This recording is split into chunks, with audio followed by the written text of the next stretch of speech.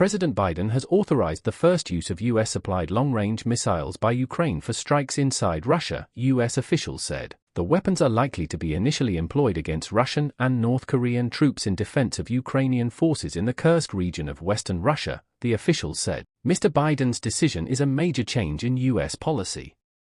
The choice has divided his advisors, and his shift comes 2 months before President-elect Donald J. Trump takes office, having vowed to limit further support for Ukraine. Allowing the Ukrainians to use the long-range missiles, known as the Army Tactical Missile Systems, came in response to Russia's surprise decision to bring North Korean troops into the fight, officials said.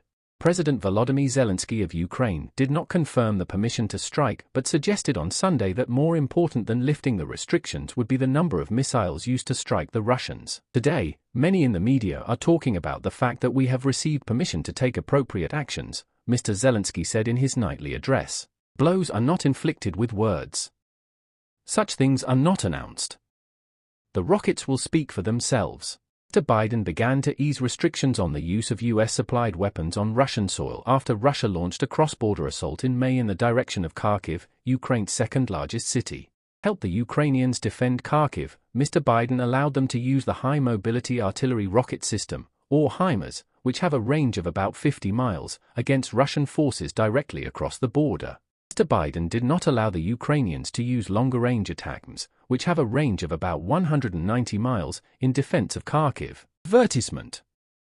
Then Kremlin accused U.S. President Joe Biden on Monday of escalating the war in Ukraine by allowing Kiev to use long-range missiles supplied by Washington to strike targets inside Russia. Comments from Moscow came as Ukraine said a fresh Russian strike on the Black Sea port city of Odessa had killed at least 8 people and wounded 18, following a massive weekend attack on the country's creaking energy infrastructure. Ukraine has long sought authorization from Washington to use the powerful Army Tactical Missile System, known by its initials as ATACMS, to hit military installations, and in particular airfields, inside Russia. Ukraine says it is mainly seeking to use the weapons to prevent Russian aerial bombardments that have leveled entire districts and towns near the front line and decimated energy facilities across the country. A U.S. official speaking on condition of anonymity confirmed the major U.S. policy shift to AFP on Sunday, specifying that the decision had come in response to Russia's deployment of thousands of North Korean troops to aid its war effort. It's obvious that the outgoing administration in Washington intends to take steps in order to continue fueling the fire and provoke a further escalation of tensions,